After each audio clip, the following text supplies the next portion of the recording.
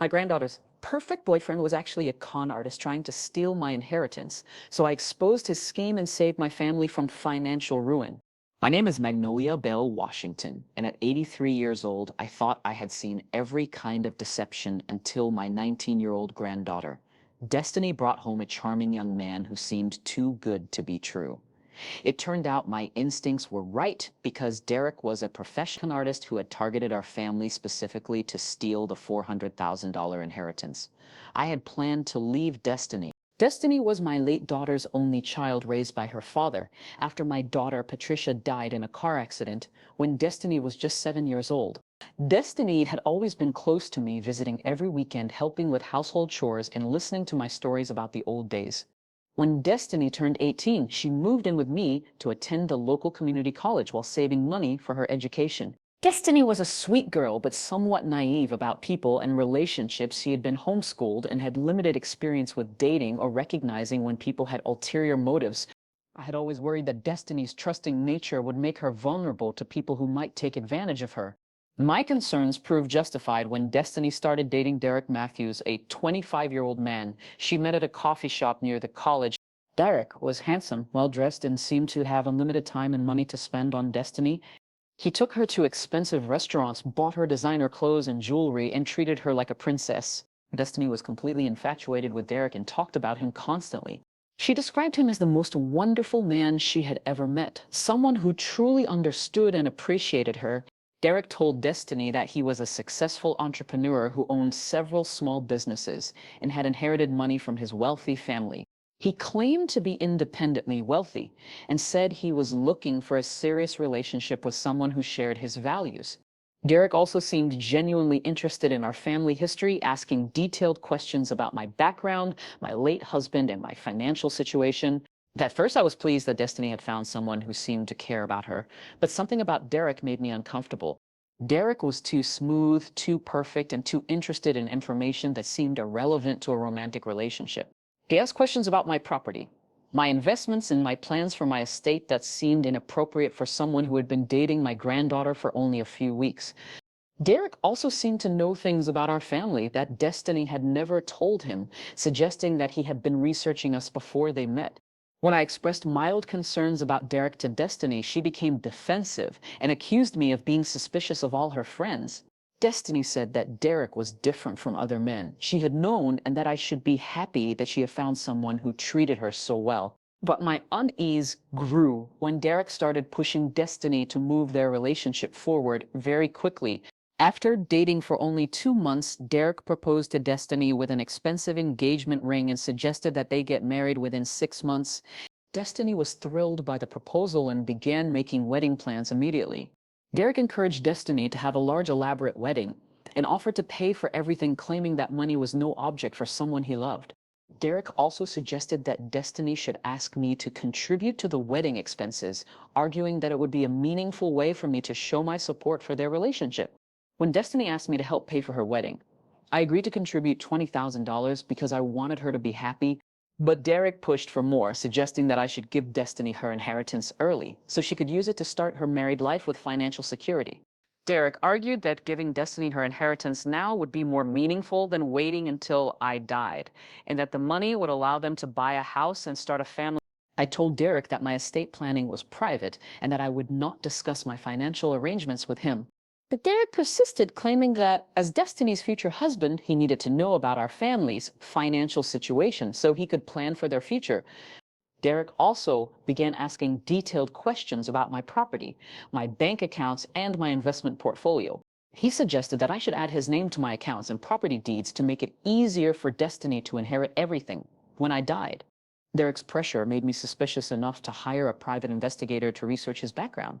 What the investigator found was shocking and terrifying. Derek Matthews was not his real name. His actual name was David Martinez, and he was a career criminal who specialized in romance scams targeting elderly women and their families. David had been arrested multiple times for fraud, elder abuse, and identity theft, but had avoided serious prison time by plea bargaining and cooperating with prosecutors. The investigator discovered that David had used at least 6 different identities over the past 10 years and had stolen over $2 million from elderly victims. David's typical method was to research wealthy elderly women through social media, obituaries, and public records, then target their young female relatives for romantic relationships. Once David established a relationship with a young woman, he would use her to gain access to her elderly relative and gradually manipulate both the young woman and the older family member. David would propose marriage quickly, create artificial financial emergencies, and pressure the elderly relative to provide money or change estate planning documents. The investigator found evidence that David had successfully convinced three elderly women to change their wills in his favor and had stolen their life savings before disappearing. In one case, David had convinced an 80-year-old woman to add him to her bank accounts and property deeds, then had transferred everything to himself and vanished, leaving the woman homeless and penniless. David had also been involved in more serious crimes, including drugging elderly victims and forging legal documents to steal their property. The investigator warned me that David was dangerous and that I needed to involve law enforcement immediately. But I wanted to gather more evidence before confronting David because I knew that Destiny would not believe me without overwhelming proof. Working with the investigator, I developed a plan to catch David in the act of attempting to commit fraud. I pretended to be impressed by David's business success and asked him to help me reorganize my financial investments. David eagerly agreed and suggested that we meet with his financial advisor to discuss moving my money into more profitable investments. What David did not know was that his financial advisor was actually an undercover detective working with the fraud division of the local police department. During our meeting, David presented fake investment documents and tried to convince me to transfer my money into accounts that he secretly controlled. David also brought forged power of attorney documents and tried to pressure me into signing them, claiming that they were routine investment paperwork. The undercover detective recorded everything. While I pretended to consider David's proposals, David became increasingly aggressive when I hesitated to sign the documents, claiming that I was missing a limited time opportunity. He also suggested that Destiny would be disappointed if I did not trust him with my financial affairs. After the meeting, the detective had enough evidence to arrest David for attempted fraud, elder abuse, and identity theft. But we decided to wait until David made his next move to catch him attempting more serious crimes. 2 days later, David convinced Destiny to ask me for $50,000, claiming that he needed the money to close a business deal that would make them both wealthy. David told Destiny that the investment opportunity was time sensitive and that waiting even a few days could cost them millions of dollars. When Destiny asked me for the money, I agreed but told her that I needed David to provide documentation about the investment. David provided fake business contracts and forged bank statements that purported to show his successful business history. But when I asked David to meet me at my bank to complete the transaction, he walked directly into a police trap. David was arrested as soon as he entered the bank and was charged with multiple felonies, including fraud, elder abuse, identity theft, and conspiracy. The investigation revealed that David had been planning to steal not just the $50,000, but my entire estate. David had forged documents that would have given him control over my property and bank accounts and had planned to disappear with everything once the fraudulent transfers were complete. David had also been planning to abandon Destiny as soon as he gained control of my money, leaving her heartbroken and potentially homeless. When Destiny learned the truth about David, she was devastated and blamed herself for being so easily deceived. I assured Destiny that she was not at fault and that David was a professional criminal who had spent years perfecting his deception techniques.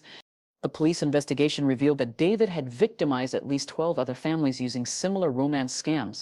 Several of David's previous victims testified about how he had stolen their life savings and destroyed their families. David was convicted on all charges and sentenced to 15 years in federal prison. He was also ordered to pay restitution to his victims, though most of the stolen money was never recovered. Destiny struggled with depression and trust issues for several months after David's arrest, but eventually recovered with the help of counseling and family support. She learned to be more cautious about relationships and developed better skills for recognizing manipulation and deception. Destiny finished her education and went on to have a successful career as a social worker, helping other people who had been victimized by financial fraud. I used my experience with David's scam to educate other elderly people about romance scams and inheritance fraud. I spoke at senior centers and community groups about the warning signs of financial predators who target families through romantic relationships. My story helped other elderly people recognize and avoid similar scams and led to the arrest of several other con artists who were using romance scams to steal from elderly victims. Destiny eventually met and married a genuine young man who loved her for herself rather than for her potential inheritance.